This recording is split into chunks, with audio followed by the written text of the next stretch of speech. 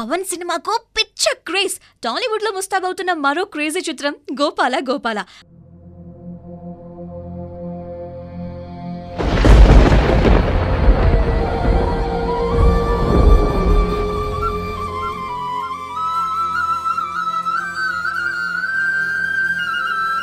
పవన్ కళ్యాణ్ కృష్ణుడు అనగానే ఆ సినిమాపై అంచనాలు ఎక్కడికో వెళ్లిపోయాయి. పైగా అత్తారింటికి దారేది తర్వాత వస్తున్న సినిమా అయ్యే. అందుకే ఈ సినిమాపై అటు ప్రేక్షకులు ఇటు బయ్యర్లు మొత్తానికి టాలీవుడ్ దృష్టి అంతా పెట్టేసింది. ఎప్పుడో సంక్రాంతికి వచ్చే సినిమా ఇది, కానీ అప్పుడే బిజినెస్ మొదలైపోయింది. నైజాంలో ఈ సినిమా 15 కోట్లు పలుకుతుందంట.